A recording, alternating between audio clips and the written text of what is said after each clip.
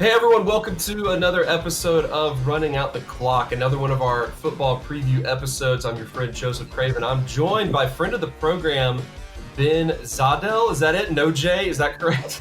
Zajdel. We were close. Like I said, it's a lifetime of people. It's a weird name, so I hit the A too hard. I hit it way too hard. I try to overcompensate for thinking it was pronounced Zajdel, so. I was about to say that's what I usually get, so that was close enough. So well, this is an exciting preview because Ben and I have interacted with each other and been like social media friends for years now, especially talking sports. But this is the first time we've actually chatted with each other, like in a call, in a podcast setting. So this is pretty exciting. I don't know about you, but I'm feeling good about this. Yeah, it's crazy how nowadays these online friendships like strike up like that, and you can just go like be Twitter friends with somebody for so long, and then finally talk to them like on a podcast like this. So yeah, I'm excited. It's so weird. I mean, going back to the good old blogging days of like the late 2005 to 2010 range, I guess is kind of when that was happening. Maybe early 2010s or something like that. And all those back when Google Reader still existed. Exactly. Way back in the day. Man, Google loves shutting down services, don't they? I mean, like Hangouts is going away now. It's just, they love it. It's their pastime. Yeah, it's a bummer. I miss Google Reader a lot. Everyone's got to have a hobby, I guess, and Google's is shutting down everything they started up. So, oh well. Ben is on this episode in particular because he's a guy who has his finger on the pulse of athletics in Texas. But as you were just explaining to me, is an interesting predicament I have put you in, asking you to discuss the Aggies of Texas A&M with me.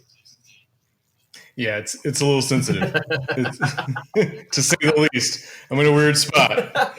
So you are from not far from College Station, but do not have any actual loyalty or ties to Texas A&M as an institution. Is that right? That's about right. I would say, like you said, I grew up a little bit more than an hour away from College Station, home of the Texas A&M Aggies, and I spent a lot of time there.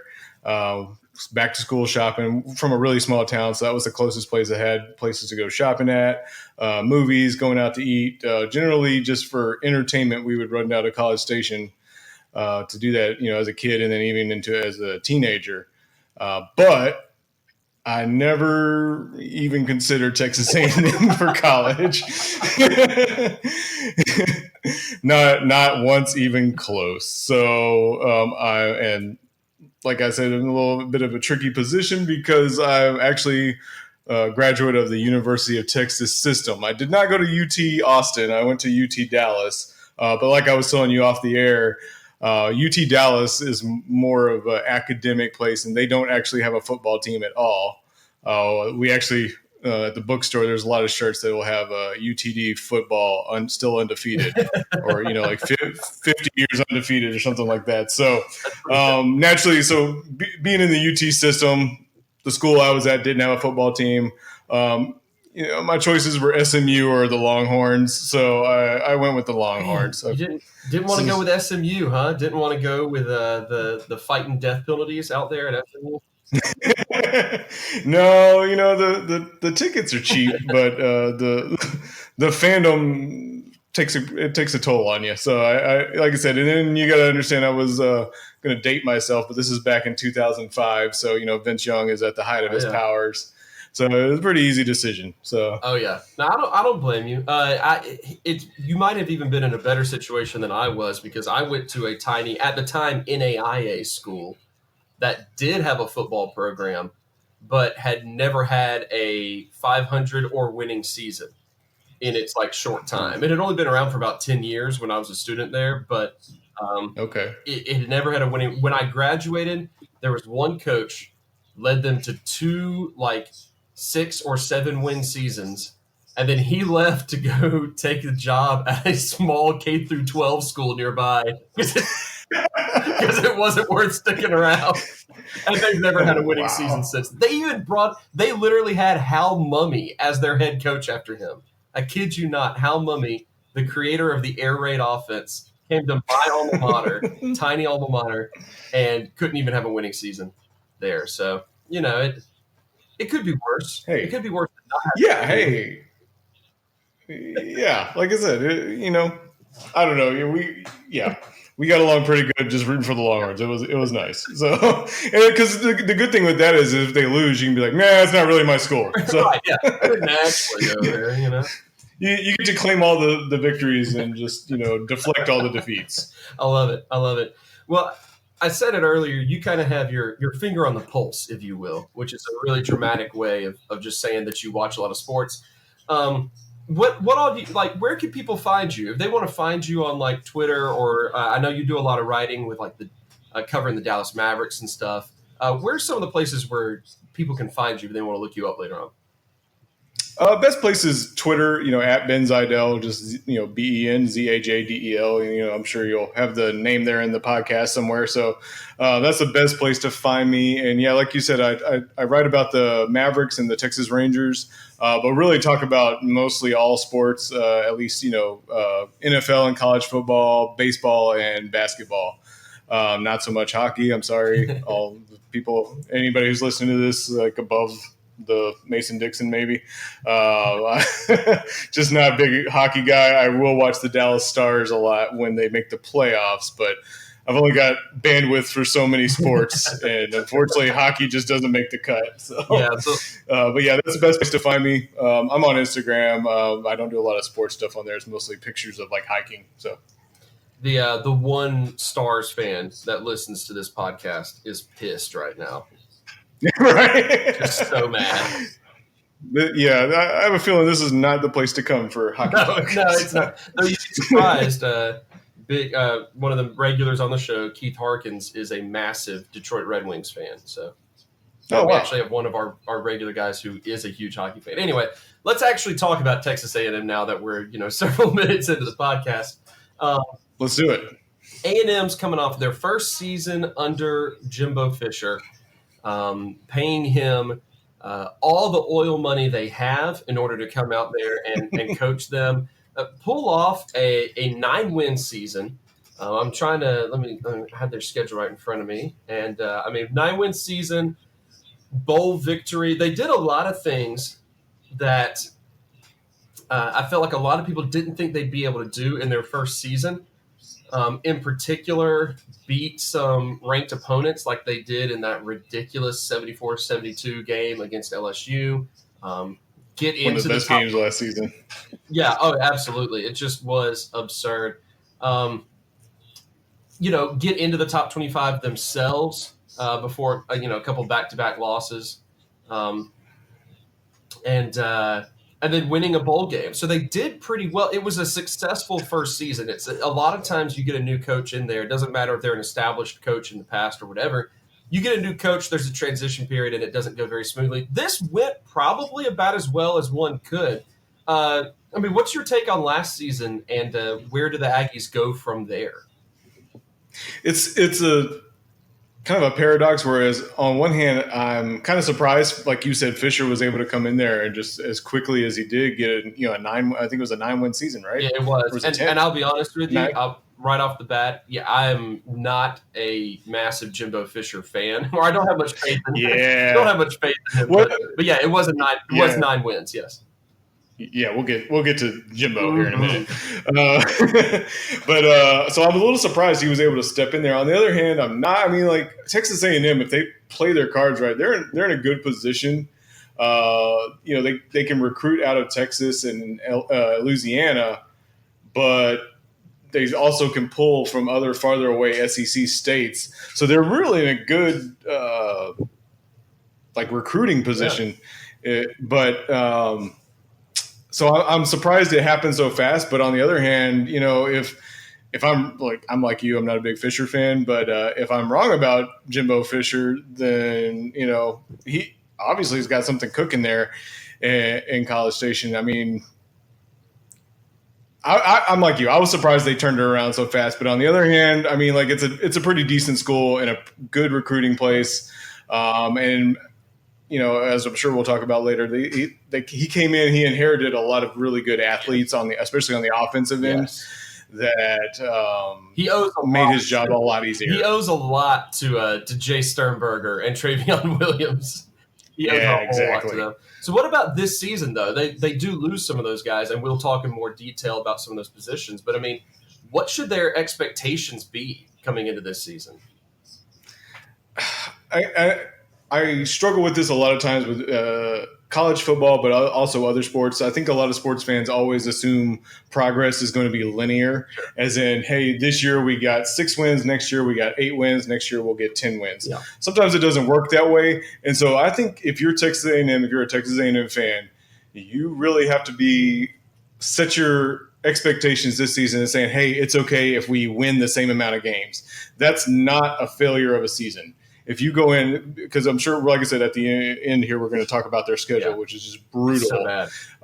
If they walk out of this season with 8 to 10 wins, I still think that's a success, even though that may be looked on as, standing still by some people or even taking a step backwards.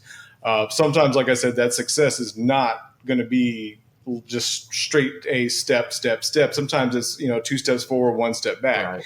And they may be looking at a season like that this year, where, like I said, because of the tough schedule, losing a lot of people on defense and some of the key contributors on offense, I think, if they ended up with the same amount of wins, close to that, I think that would be a successful season, truthfully. I think you're absolutely right. What people, especially fans, because, being fans, we love to overreact to everything. Like, that's like the biggest pastime of being a sports fan. It's just reading too deeply, overreacting. And exactly what you're saying, expecting, okay, well, we got this number of wins this last year.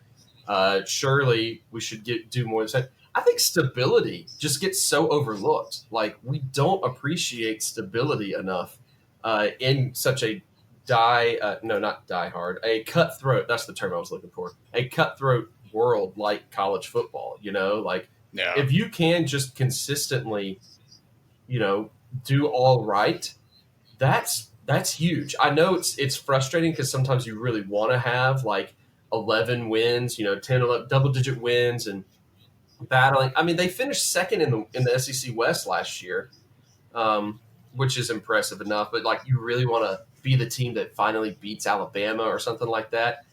Man, just not being a team that drops down to like 2 wins on the year and gets your coach fired. Right. We take that for granted a lot of times. Yeah. Well, when I look at teams that are looking to rebuild themselves back into contenders, any sport, what I always try and look at is like, okay, hey, are you beating the bad teams first? So obviously Texas A&M is doing that. They're going to beat the Vanderbilts of the world, the cupcakes that they've got on their schedule. They're going to beat those. So for me, whenever you're kind of trying to come back, that's step one. Then can you beat the mediocre teams? I think, again, that's something that Texas A&M could do. So I think the last step that they really need to take is, like you said, for me to, just not consider Alabama coming into A&M as just an automatic L for them. Sure. I really, at this point, there's no way that I'm going to predict, A&M is going to beat Alabama. Spoiler alert. It may happen, but I'm not going to sit here and you're a madman. You're a madman right. for saying that. Right. I'm not going to sit here and risk, saying that it's going to happen. So, that seems to be that would be their next step. And ideally, that's what you get a coach like Jimbo Fisher, supposedly, for, is to take that next step to go from, that's what Kevin Sumlin was really good at. Hey, we're going to beat the mediocre teams and the bad teams. Really couldn't get over the hump of beating the elite teams. And so ideally, that's why you just drop a boatload of money on Jimbo Fisher is he supposedly maybe has shown that he can do that one time. So, like I said, I think that's the idea of Jimbo Fisher. And I'm sure he understands that that's what the expectations are now is, if you're an A&M fan, if you're an A&M booster, is, hey, we've established ourselves as, a good football team. We are a good football program. Now, Jimbo, you're supposed to take us to the promised land. You're supposed to make us one of these elite programs like we've always wanted to be. Yeah, like you don't pay that sort of money just for someone to keep the status quo. As good as, like I just, went on that rant about how much stability is underrated. As good as that is, you don't pay that much money to someone to keep stability, right? You paid that for someone to make that next step.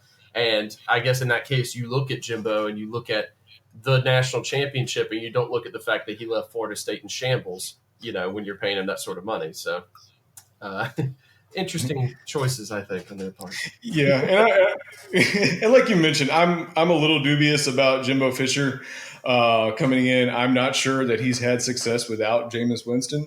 Mm-hmm. You know, I went back today and looked at a lot of their seasons under him, and like I said, it's kind of since Jameis Winston season. It's that last Jameis Winston season where they lost to Oregon in the I think at that point it was the college football playoff.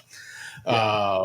They really have not done well, and so you could say, hey, that's circumstance, maybe so, and something again that we're going to talk about later when we get to the schedule. He's had a really hard time beating Clemson and Alabama. I mean, like I said, you look at some of the elite schools that he's had to play. I mean, he's got again, I don't have it in front of me now. I wish I had it. I should have pulled it up, but I think you could say the big win that he's had since Jameis Winston left was they beat Notre Dame, like a really highly ranked Notre Dame team. I can't remember what year. But that's been like his biggest win since then. And if I'm an A&M fan, that's a little troubling for me. Yeah, exactly. This is maybe a situation in which, because the common thing is like you get a new coach and you really got to give him like 3 seasons before you can really start to evaluate him. This might be a situation in which we can get a little bit healthier understanding of Jimbo as a head coach in only his second year at this team. Yeah, and he's walking in with like we talked about earlier, he's walking in with a pretty good offense at least. The defense, I mean, at least the front seven was amazing last year. Yeah. So, I mean, he's walking into a really good situation. It's not like some schools where you go to and the coverage is completely bare. Right. Maybe he doesn't love Kellen Mond. Maybe, that's not his like ideal quarterback, but he's not a bad quarterback at all. So, I mean, he worked well for him last year. Yeah. He worked well enough. I did pull up Florida State real quick. In 2014 is when they beat Notre Dame, back when Notre Dame was ranked number 5. And I think you're right. That's really the I don't know, 2015, they were actually ranked in the top 15 and beat Florida. Okay.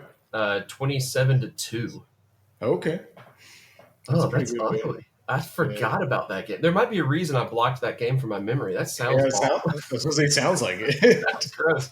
All right, let's look at the Aggies offense. As we've mentioned here, Kellen Mond, returning quarterback, won the job. A lot of people thought maybe Fisher would go with Nick Starkel last season. Maybe he fit Fisher's preferred style. Instead, he went with Mond, and Mond proved to be able to sling the ball around a little bit. He threw for 3,100 yards, 24 touchdowns. He was not called on to be a major running threat, even though he was considered to be the bigger dual threat quarterback.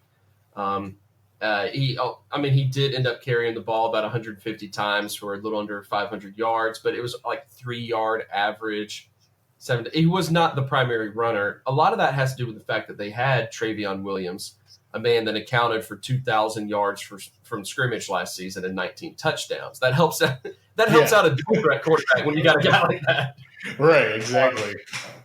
So we're coming into a year now where Mond, even with his good numbers from last year, does not have the safety valves that he had last season. He does not have Travion Williams. He does not have tight end Jay Sternberger, who had, what did he account for? 800 receiving yards, 10 touchdowns, and just kind of was that guy that seemed to be always open when Mond needed him to be open. He doesn't have that this year. So, we talked about what success would look like for A&M on the season. With Kellen Mond here, what's he going to have to do in order to have a successful year, you think? I watched a lot of highlights of Mond leading up this today. I really wanted to get a feel for him, because I watched A&M last year, but I didn't watch every game. And he's one of those guys. I think he struggled with accuracy. I want to say he was like 57% or something like that. It's not like a terrible number. It's not a great number. And you could certainly see that improving as he moves into his junior year. But I wonder if it doesn't, I feel like he's going to succeed. Again, I hate to belabor the point, but we talked about, beating these bad teams, beating these mediocre teams. I feel like he's going to be really successful against those type of teams. He's going to put up his number, get good numbers there. But watching him, I specifically watched his games against Clemson and Alabama, and I'm not sure. I mean, I don't know how good he can be if the offensive line is not going to hold up for him. Yeah. Because he's just not. It doesn't seem like he's the type of quarterback that hits 1, 2, 3 step drops. Drops back like that and just hits a pass in the middle of like guys flying around him. It really I saw him a lot of times. And granted, he's getting rushed by some really, really good defensive lines. We're talking Clemson and Alabama, but he seems to kind of go out onto the flat into space and try and make his throws there rather than just drop back and take what's there. So that would be my first thing is I feel like Kellen Mond's going to go as far as that offensive line will take him. Yeah. Because against these elite teams, he's really under the gun. I mean, they gave up 35 sacks last year in 13 games. I mean, it's not terrible, but that's not really good. So they're really going to have to give him a lot more help on the offensive line. And like what you talked about is 2 of his biggest release valves are gone. The wide receiver's name is completely left my brain right now. The wide receiver? Yeah. Or the tight end? The wide receiver. The wide receiver was the only one that comes to mind for me was Courtney Davis. No, I'm sorry. The one that left for the NFL. I'm sorry. Oh, yeah. Who was that? Was it Sturgis? Well, Sternberger's the Sternberger. Yeah. Oh, okay. Yeah. Like I said, I've completely blanked on it. And Travion Williams leaving. That's huge for him. But again, he's 1 year older, so maybe, like I said, as you get older, he's more familiar with Jimbo Fisher's system. Again, this is only his second year in it. So maybe he doesn't need, these easy passes out to the flat, just easy release valve passes. Maybe he's a little bit more familiar with the offense and he can kind of sling it a little bit more. So that would be my concern is, is he the type of quarterback that can overcome a bad offensive line? I'm sorry. Yeah. And I'm not sure he is. I think he's a good quarterback, but I don't know if he's that elite level of quarterback that can overcome a bad offensive line. And so that's going to be huge. Yeah, and not to be lost in all of that is that probably A&M's best offensive lineman last year, and Eric McCoy, is gone. I think he was a second-round draft pick. He's gone now. So not only are they an offensive line that had a few issues last year, they're also an offensive line that lost maybe their best performer, at the very least one of their biggest veteran performances or performers in McCoy. So that brings about, another question mark it's not just on Mond. Is the offensive line going to be able to do enough? And along with that, are they going to have the receivers for him to even get the ball to? You pull up their receiving stats, and far and away, Mond was, favoring Sternberger and, as mentioned, Courtney Davis, who is returning. But those are the 2 guys that had 48 and 45 receptions on the year. Behind them, they had a couple of guys in the 30s with receptions, but there's just not a whole lot. They didn't spread the ball around a huge amount. Mond really focused on his main weapons. Even Travion Williams really got all of his touches through handoffs. Right. He was not much of like a screening or receiving back. If Mond was throwing the ball, more likely he was throwing it to Sternberger, or he was throwing it to Davis. And if you've got just Davis coming in, and I pulled up their recruiting class to see if they recruited any wide receivers to maybe add into the mix as freshmen. They do have one guy in particular, Dylan Wright. He's a 4-star, 6'4" wide receiver that they added. So, they're trying to get some more depth in there. Actually, there's another one I overlooked. Cam Brown, another wide receiver that they added, who's another 4-star. So they got some incoming talent, but is that going to be enough? Are there enough tools around Mond? That's my big question is, are there enough tools around Mond that even allow him to succeed? He's right. Trying to do things. And another thing we forget about is, he was just a sophomore last year, so he's still pretty young. He's only just now a rising junior, but that's my big question mark with their offense. Yeah. what I like with okay, I'll focus on the offensive line real quick first. I know we talked about it, but the other thing you got to consider is they got their guard, Ryan McCollum, switching to center. So you're having to plug his place. McCollum's going to center. What I don't like, I really like offensive lines that stay the same as much as possible. I think when offensive lines are together for a long time, again, as much as possible in college, that's when you really see that cohesion and really good blocking. So when you got guys, because of either injuries or guys leaving, when they're constantly switching out guys and moving, the guards having to move over to the center and the right guards moving to left tackle, stuff like that starts going around. I really, I start to question if that offensive line is going to be any good. Now, sometimes, this is not the case in my opinion, because like you said, their starting center just got drafted in the second round. So obviously he's pretty talented. Sometimes a guy moves out and a more talented guy moves in. So it's not always the worst news, but again, I get really kind of nervous when teams, their offensive line just starts moving all around. And it seems like that's something that they're going to have to deal with this year. But I'm sure Jimbo's had to deal with it before. Exactly. And you do have like a few, like I just mentioned, I had their recruiting class pulled up from this past year. Most of their top recruits here, or at least a few of their top recruits, are like offensive linemen. You go back to 2018. I'm trying to see if it'll load real quick. Again, some more offensive linemen in there. So that's guys that probably had like a redshirt year to learn. So, it's been a focus for at least a couple seasons, as it always is, to pull in those offensive linemen. So maybe some of those younger guys are, like you said, more talented, but also maybe they have chemistry and cohesion within themselves, being, guys that were freshmen together and redshirted together who might be able to fill the gaps as well. Those are the question marks that, we won't really have an idea of until the season actually starts, I guess, and see who it is they feel comfortable putting on that line. Yeah. And I like that better when you got redshirt freshmen coming in rather than just the true freshmen, especially the second year. Again, it's one thing to be a sophomore or a redshirt freshman coming in to the first year of Jimbo Fisher's offense, but they should have a better idea of what he wants to do. So, it's one of those things where you think it might be a disaster, but it turns out being better than last year. So you never know. Right. And then as far as, like they say, that's why you play the game. So, And as far as their wide receivers, I get what you're saying. It's kind of weird that there's nobody that really besides Courtney Davis that stood out, but they're all big. I like, a lot of them are 6'2" guys, and they're all pretty, pretty quick. I don't know why. I just always like big wide receivers.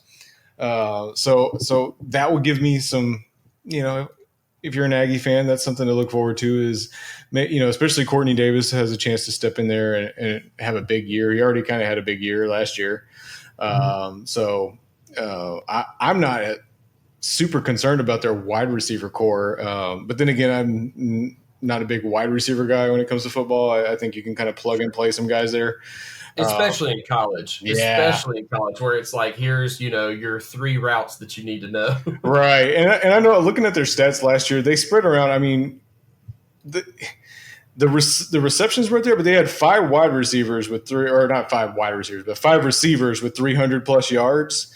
And then Travion Williams was at 278. So, I can see where the ball gets spread around a little bit more, especially, if you're missing that big tight end who, sucked in a lot of the receptions, got a lot of the attention. That's going to be, we talked about Mond. That's going to be, can he, rather than focusing in on one guy, go to the open receiver? And so, we'll see. A&M used to be in the Big 12. Maybe they want to, pass it around like a Big 12 team this year, maybe. Right, exactly. And to go along with what you were just saying, if they've got 6 different players, including Travion Williams, that registered 27 or more receptions, and those are the guys that all had, around 300 plus receiving yards. The main thing with all of them is that all of those players averaged at least all those receivers. So if you knock Williams out of there, all those receivers averaged at least 12 yards per reception. So most of their passing yardage is coming on bigger plays. Yeah. Most of that yard, maybe they're not spreading it around in like quantity, but the quality of those receptions was good last year. Yeah, guys are getting loose. Exactly. So that's key. And I just double checked it. Basically, everyone besides Sternberger is returning. I mean, Courtney Davis, I believe, is just going to be a junior. Cameron Buckley, who had 474 yards, is going to be a junior. Let's see. Jamon Osborne, 375 yards last year. He's going to be a junior. So basically their entire receiving core is all rising juniors. Yeah. So if they were young last year, it could be that we do see Mond benefit from them having that extra year of experience, and they're all like upperclassmen together now. Which, hey, if they're all in the same class, there's another issue of like chemistry. They've had several years together to practice together, to know each other very well and all of that. That can go a really long way between quarterbacks and receivers. Exactly. So, and then again, I keep harping on it, but I think it's huge that second year in Jimbo Fisher's system. Guys, yep. I think that first year they're really thinking about where they need to be, where they need to cut their route off at. Mond is sitting there really thinking about, where his reads need to be. That second year, they're not thinking as much. They're kind of reacting. Yep. And so it's kind of scary to say it, but their offense could be better than it was last year. Now, I mean, it's going to be a big deal trying to replace the running back, Travion Williams. I mean, they've got Jashawn Corbin. It's one of those things. I looked at his stats. He averaged 5.7 yards per attempt, which is, that I'll take that, man. That's great, But it was on I want to say, I cannot remember how many attempts, but it was on not very many attempts, and you got to assume they were in some pretty serious garbage time. Yeah, 61 attempts. So and only one touchdown to show out of all of that. It really was Travion Williams out of the backfield and no one else. Yeah, so not a huge sample size on Corbin, but from what I understand, they love him down there. So this is his chance. It's like you said, you never know. So we'll see if he's the big four. I mean, he's a 4-star recruit, so we'll see if he's got the pedigree there to take Travion Williams' place. That's huge, shoes to fill. But again, we talk about the expectations at the beginning of the podcast. If he has a 1,500-yard season, that's not disappointing. That's still a good season. No, not at all. So yeah, I mean, Williams himself, I mean, he was a productive freshman, topping 1,000 yards there. Then sophomore year, dropped down to under 800 yards, and then bounced back to do what he did last year with 1,700 rushing yards, and 18 touchdowns. So you never know.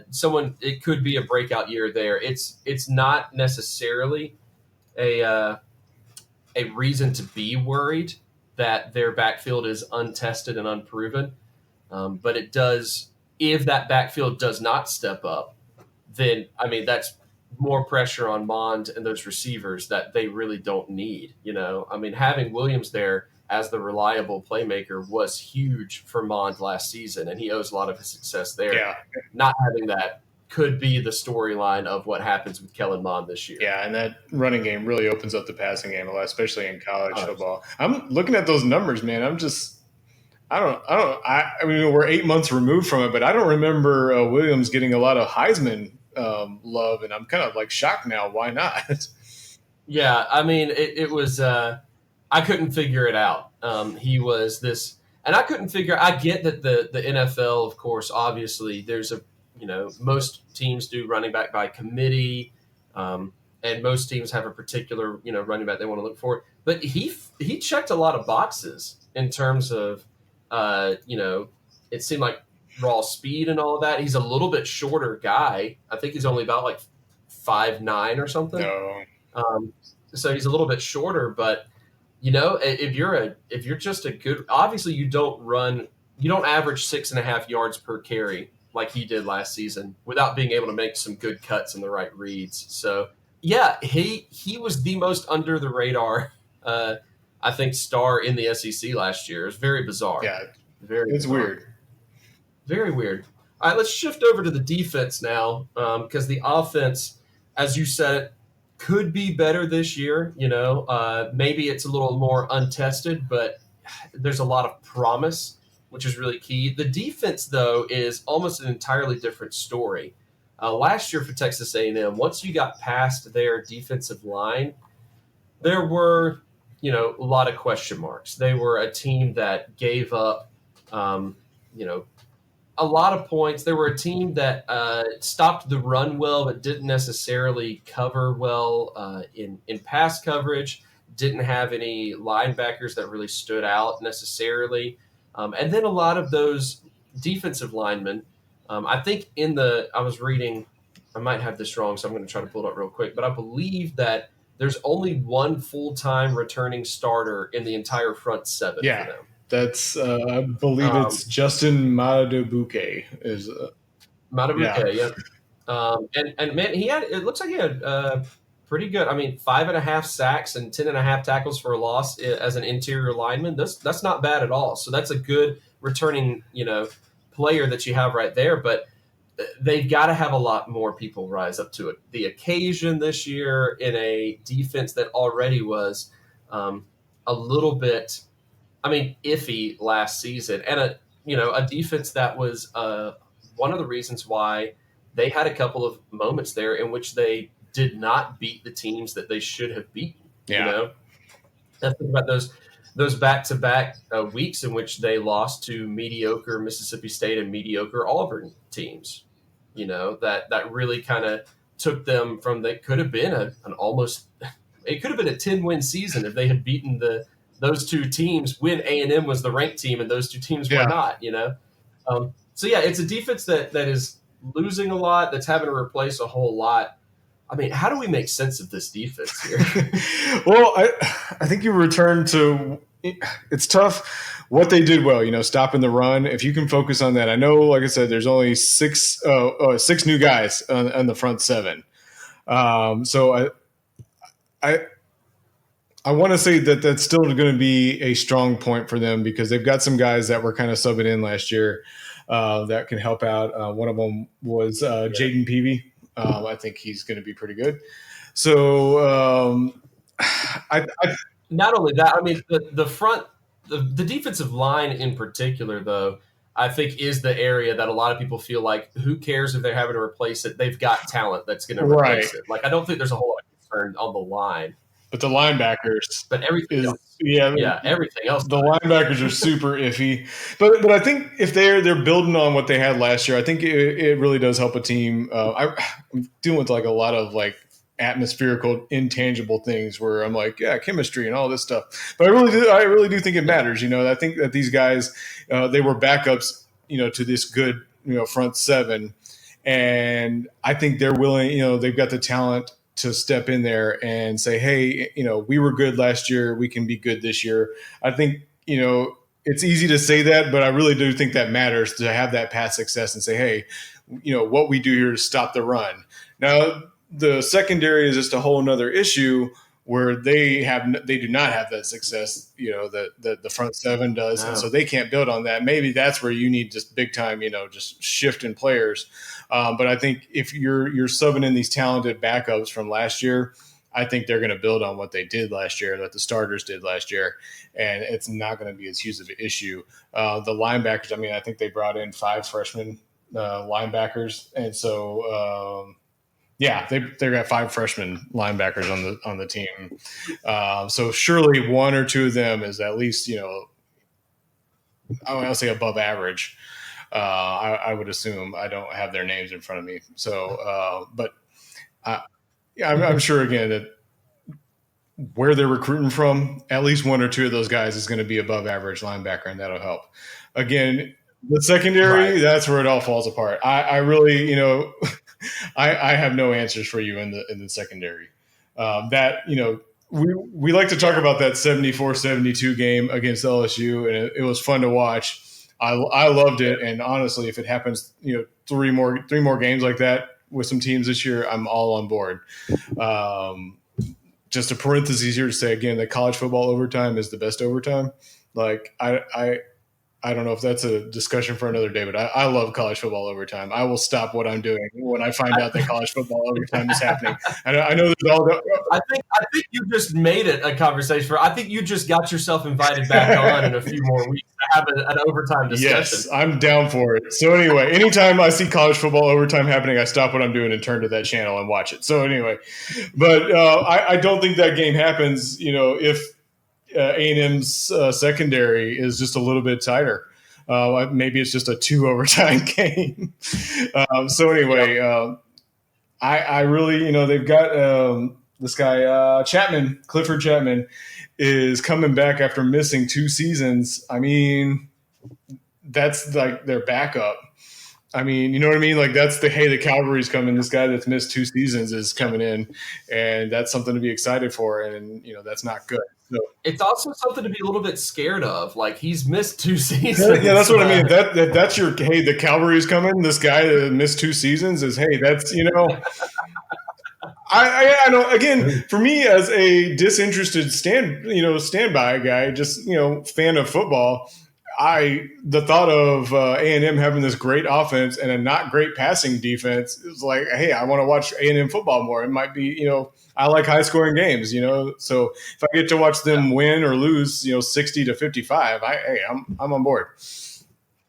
Yeah, absolutely.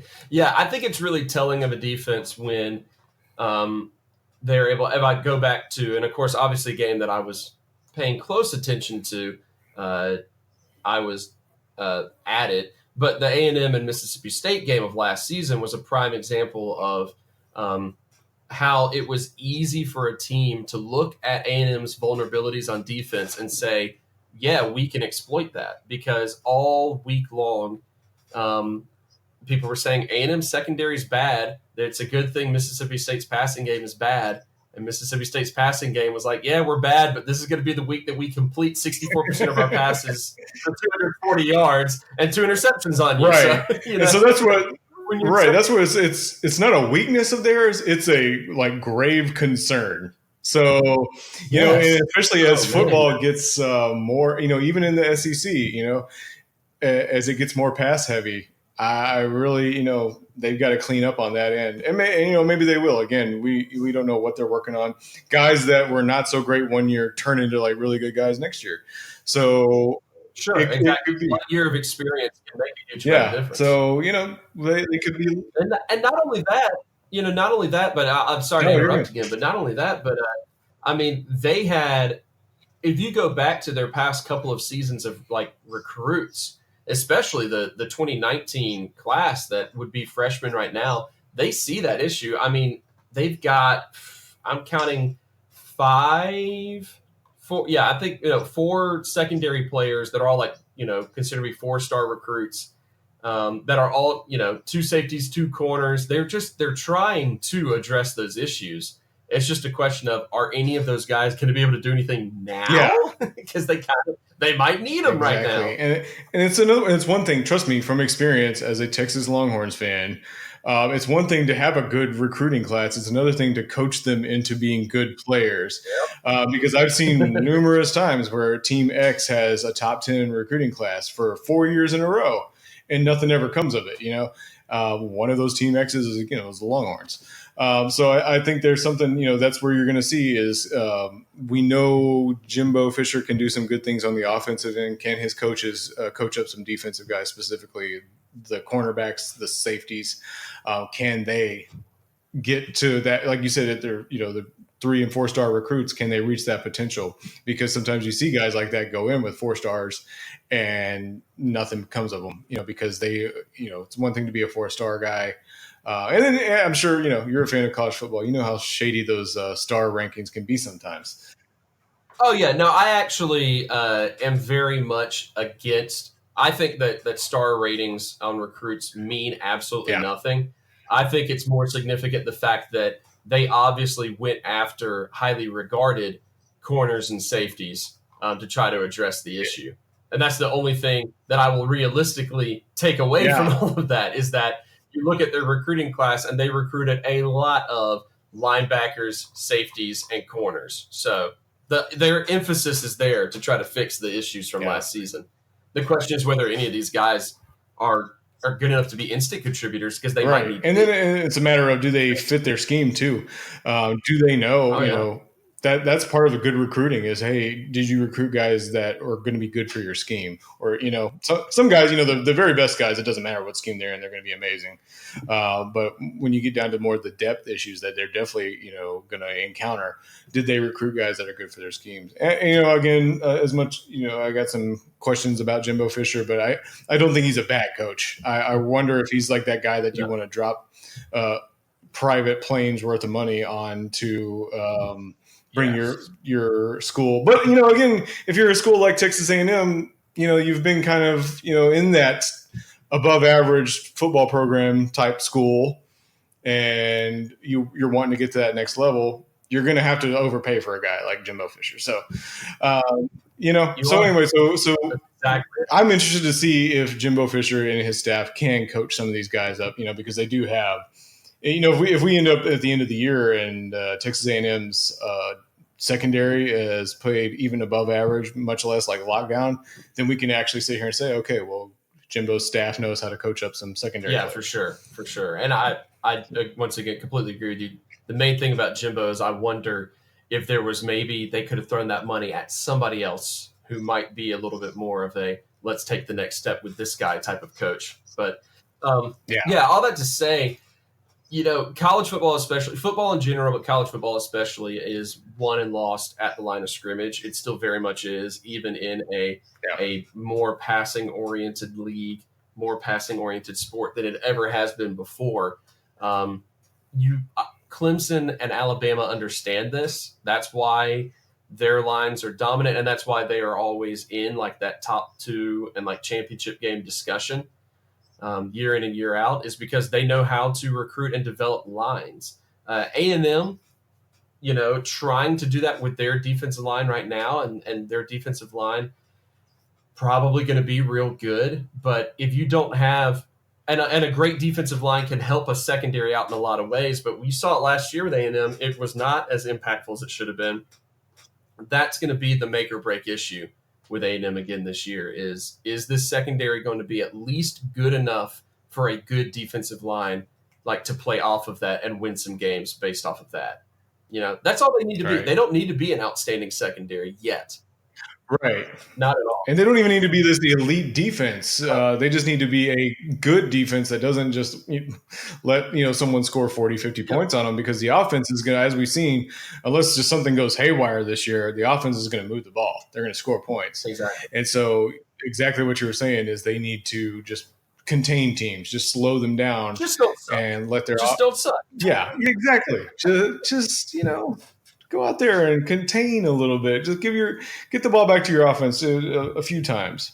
And then, before we move off the defense, depends on if you consider this defense. The punter, is his name Braden Mann? Braden Mann, yes. Ray Guy Award winner. So, punters underappreciated. Just want to give him a little bit of love and say, hey, he's back and big part of the team. Yeah, man. It's when you are that good that you actually warrant a discussion, at all on a national scale as a special team player like that. What were his averages? I'm trying to pull. Let's see. He averaged 51 yards a punt off of 50 punts. So the dude kills it, you know what I'm saying? And if we don't think about it, because most of us, if you're like me, when they go to punt, I kind of just tune out a little bit, unless I hear the announcer say something. The announcer goes crazy, and you're like, oh, somebody blocked the punt or something like that. Because it's kind of boring to watch a guy just drop kick a football. So unless there's a return or a block punt, it's really not that interesting. But as far as actual football go, it's huge on turning the field, man. You can turn, a team from having, 1st and 10 at the 40-yard line to 1st and 10 at the 10. Exactly. That's huge, man. That's 30 yards. Yeah. As much as the 51 yards per punt average is, with Braden Mann, his thing was his ability to put people down there in their own red zone to start off a lot of drives.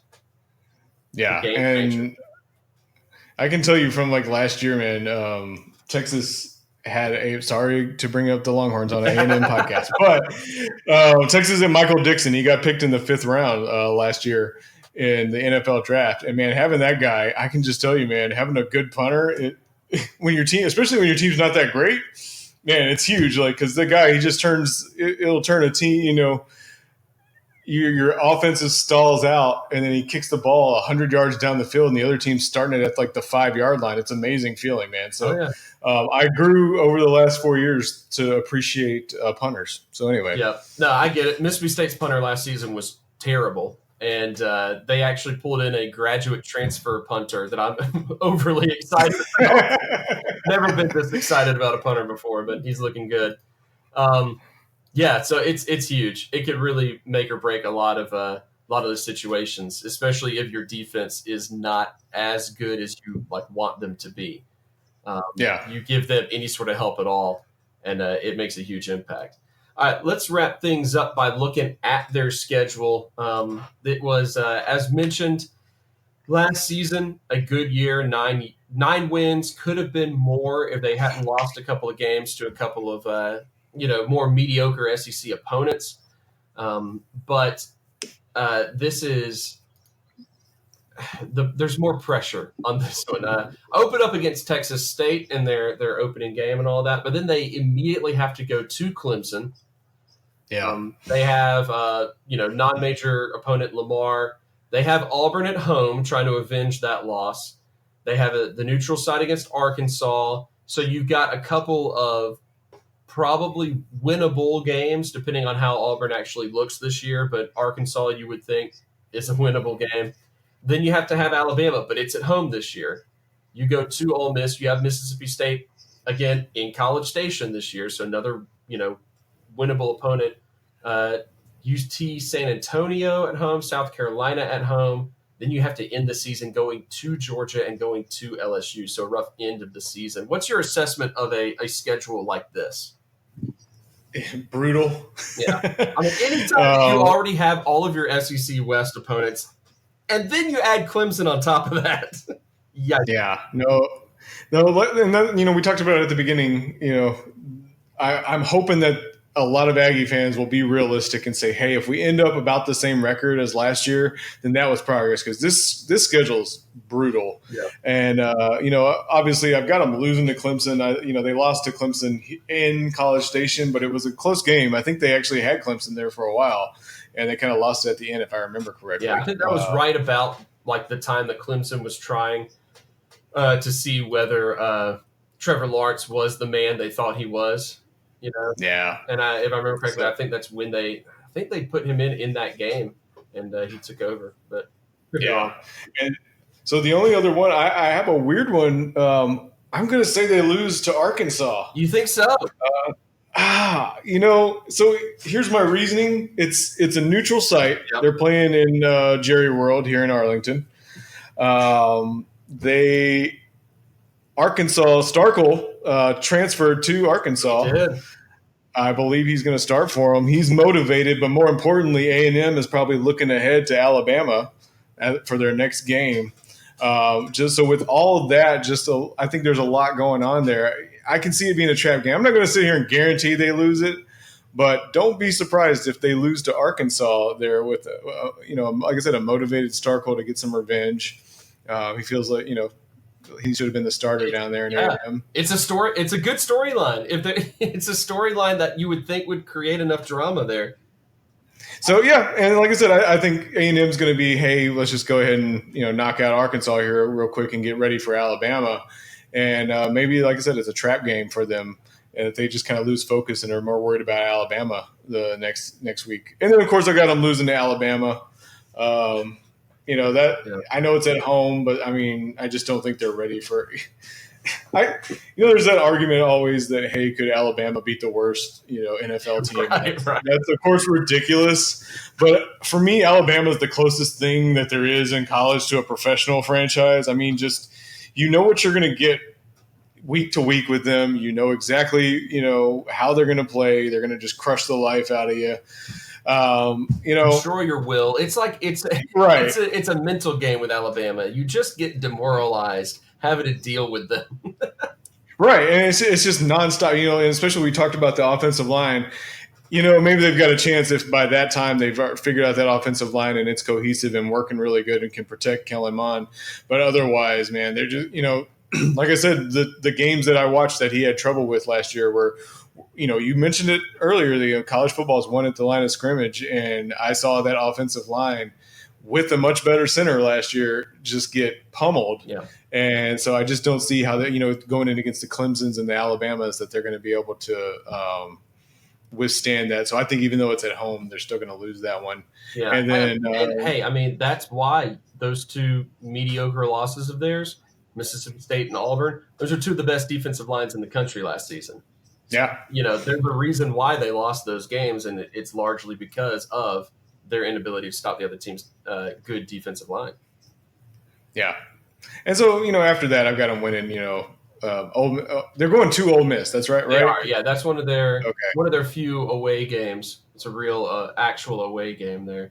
They're going to Oxford this year. So, yeah, I really don't see them struggling on that stretch with Ole Miss, Mississippi State, and, of course, the cupcake game against UT San Antonio, South Carolina. But then, of course, it's an easy pick there. I can see them winning possibly against Georgia at Georgia, but I just don't think there's any way they go down to LSU and win. No. It most likely will be an evening game in Baton Rouge where they put on all their voodoo magic that they can possibly find and go after revenge there for that incredible. How many overtimes was that? Oh, I want to say 7. I only had the score pulled up. I didn't look at how many. I know for sure it was 472, but I'm not sure. I think it was 7 overtimes. 7 overtimes. LSU wants revenge badly. LSU wants revenge, or LSU wants this game more than any other game that LSU has this upcoming season. Like even more than LSU and the Alabama game between the two of them next year. I think LSU wants this game even more. They're out for blood on that one. Yeah, and it's turned into a fun rivalry too, especially, LSU Alabama was a fun rivalry, but since then LSU really hasn't been able to get up to the level of Alabama. And so, that's kind of petered out a little bit because, like I said, it's no fun when one side wins all the time. So LSU and A&M turned it into a rivalry is kind of fun. So it'll be a lot more interesting when Alabama when Nick Saban inevitably, if he ever does retire. It could be 100 years from now and he's still coaching Alabama. I don't know. But right. If he ever retires, it'll be very interesting to see the league actually kind of open up again and be more entertaining because as of right now, we have to literally go, man, what non-eventual champion is going to be the fun team to watch this year? Right. And it's really, it has to be a hot team that, hey, they go through and maybe they just happen to knock off Alabama. Alabama has a bad game or something like that. That's the only way you get through. Otherwise, like I said, they're the closest thing to a professional team that, in college football because you know exactly what you're going to get with them. And consistently they're just going to show up and just break your will, man. And sometimes that's super fun to see. It's kind of, interesting. But on the other hand, it's, it kind of detracts from the fun part of college football where you kind of just never know what's going to happen week to week. Right, exactly. When you know, and you also even know maybe if they do lose one game a year, it's probably not going to knock them out of the playoffs and everything anyway. Yeah, they're really good at losing early in the year. They are. Alabama is Thanos. Alabama is inevitable. It's kind of their whole thing. So it's just what you have to deal with. So anyway, I've got A&M kind of in that 8 to 9 win area. Yeah. So I think you're right. I don't really see anything in your assessment of their schedule that I would disagree with. Outside of maybe I would be much more worried if I were an A&M fan about Auburn than Arkansas. I don't think Auburn's going to be that great of a team this year, but Auburn returns almost their entire defensive line. Actually, a lot of their defense in general is coming back. So if their defense gave A&M trouble last year and A&M doesn't improve in the ways they need to on the offensive line, that could be another game in which A&M slips up and shouldn't against an Auburn team that is probably mediocre once again. But outside of that, Yeah, I'm looking at the teams. The teams A&M lost to last year: Clemson, Alabama, Mississippi State, and Auburn. Those are their only 4 losses. I mean, Clemson lost, Alabama lost. I don't think that State would have enough in it to beat A&M, but that might be more of a toss up by the time that comes around. Who knows? I just think Mississippi State's a 7-8 win team again this year at best anyway. So who knows? But it looks like that should be winnable for the Aggies. Auburn's the one out of those 4 losses that I think, outside of the big 2, could also repeat as a loss, based off of that Auburn defense if they are any good. But then again, Auburn doesn't have a quarterback, so who knows? Right. Well, and the bad thing for A&M is that Auburn game's pretty early in the season. Exactly. And so they may not have, like you said, that defense is coming back, and they may not have had time to gel as much as they need to as an offense, because they're replacing a lot of playmakers on offense.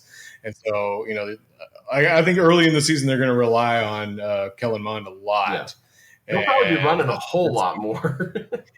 Yeah, so that's going to be tough on him. But hey, like I said, you don't know. That Corbin guy, he may be better than Travion Williams for all we know. Yeah, it might have just been that Williams was doing so well. They fed him as often as they did just to ride that train as long as possible. You feed the hot hand. You just do. Auburn is that Auburn game is probably going to depend a lot on how the Clemson game goes 2 weeks earlier. If the Clemson game is just like a beatdown and like A&M just gets throttled, they might not recover in time to really be on their A game against Auburn, because they might still be asking, okay, well, who is our reliable offensive playmaker outside of Kellen Mond? Who can we trust? Right. I don't know if those tune-up games against teams like Lamar, like, you don't really learn anything out of those. Right. You maybe get to see your quarterback be able to you get to see what your quarterback would be like if there was no pass rush, like, ever. You get to, right. You can see backyard football rules with your quarterback in the pocket. That's about it. Yeah, but it's like it's not the same as going up against like full speed. It's a good tune-up. That's why I'm really I understand teams want to schedule like one cupcake, but really when you're scheduling more than 2 or so, it's like you're saying, you're not learning anything from those games. Right. So I'd rather schedule, a team that's a non-conference team that's not so much of a cupcake. I know there's a risk in that, and that you lose, and it looks bad on your record. But again, I like how you said it. You don't learn anything from these games against teams like Texas State and Lamar. No, it's just fun for fans to watch your team score 60, 70 points.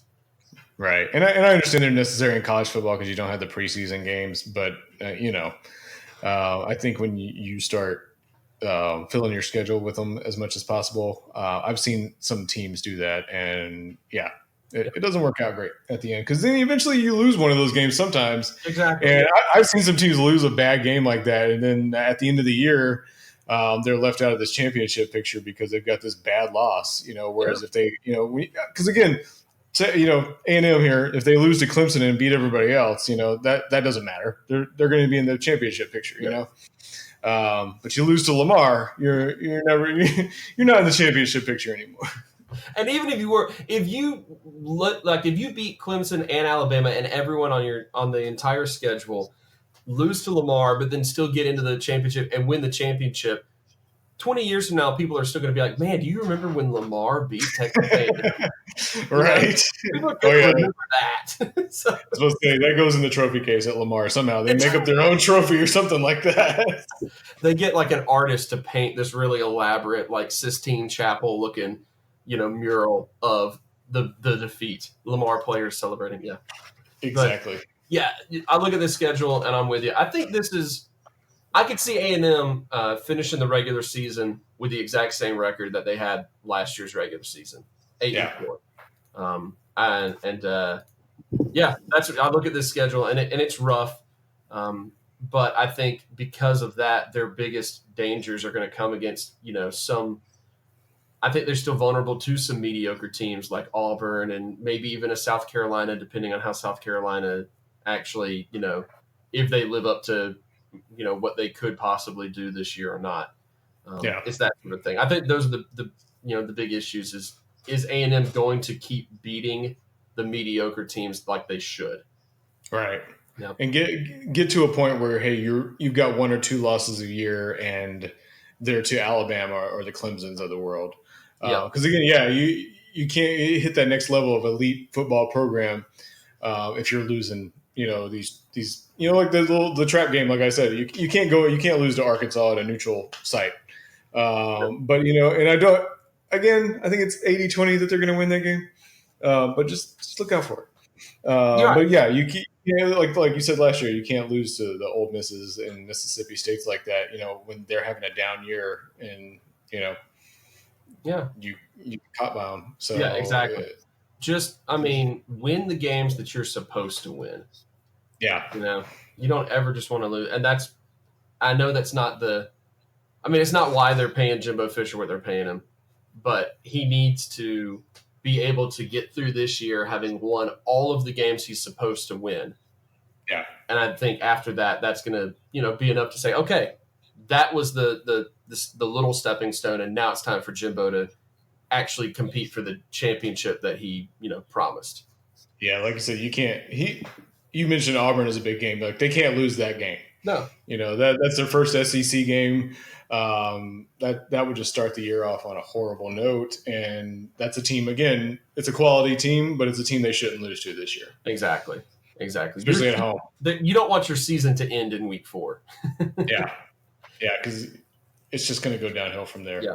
Yeah, for all intents and purposes, it would. So, all right, that is going to be it for Texas A&M then. Ben, thank you so much for jumping on this episode with me. Once again, why don't you tell the people where they can find you on Twitter? Again, just at Ben Zajdel, BenZajdel.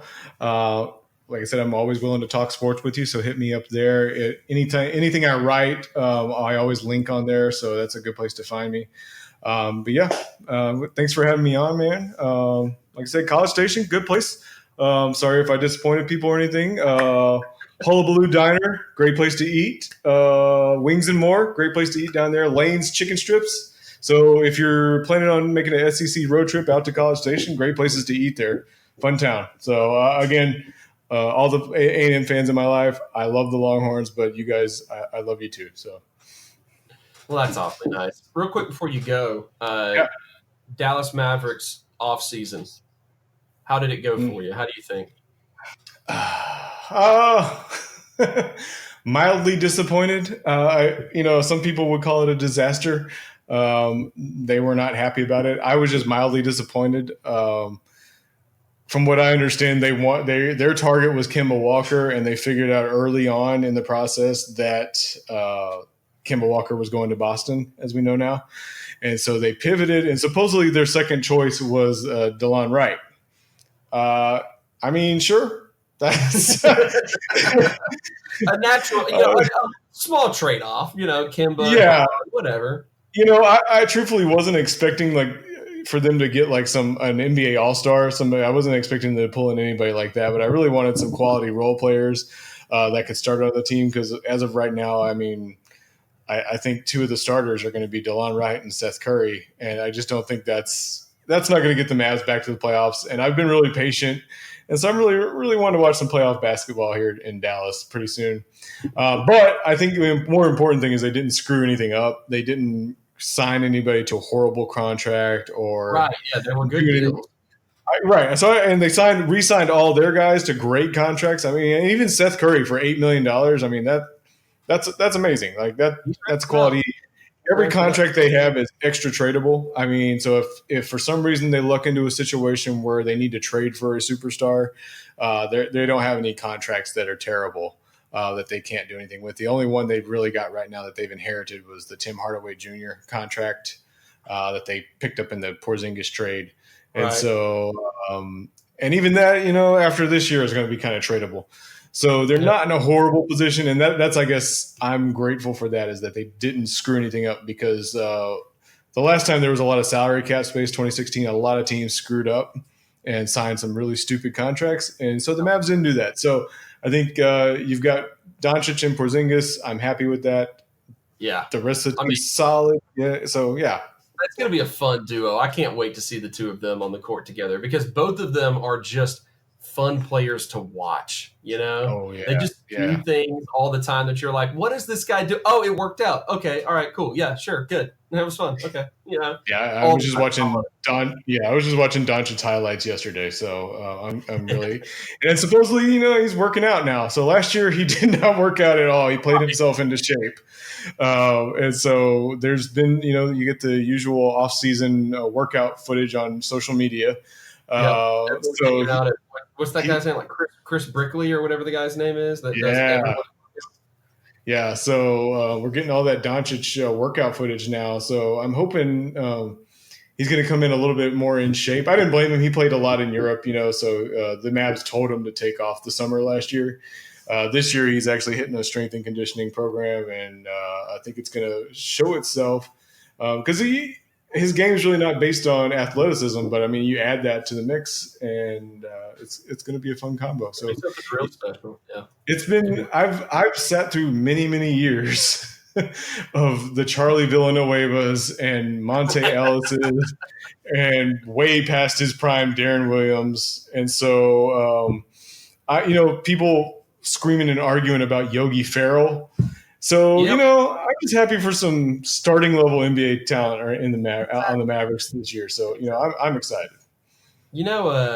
Monte and I graduated from high school the same year, and I didn't ever have to. Thankfully, I went to a tiny little high school that was not competing against those level of high school teams. But of course, Monte grew up like 15 minutes from me, and Oh, really? I went to Monte Ellis is from Jackson, Mississippi, and I grew up right outside of Jackson, and I went and watched him play a couple of times, and he is far and away the most impressive high school basketball player I'd ever seen in my entire life. And it was no surprise to me when he had like his sudden breakout with the Warriors in like his second year or whatever and started just scoring from everywhere. I was like, yeah, this is what he does. Yeah, no, he's a gunner, man. He's supposedly working out for other teams. He was not, let's see, I want to say 2 weeks ago in a gym real close to here, like just cooking people apparently. He was stupid fast. Like his entire high school career was him lightly jogging past everyone and like pointing up in the air and someone just throwing an alley-oop to him and then just jogging back down the court. No, I didn't doubt him as a scorer. My problem with Monte was there was a lot of contested mid-range fadeaway shots that I had to sit through, and so that's another issue. In high school, he never missed a mid-range shot, so eventually that's just all he felt like doing.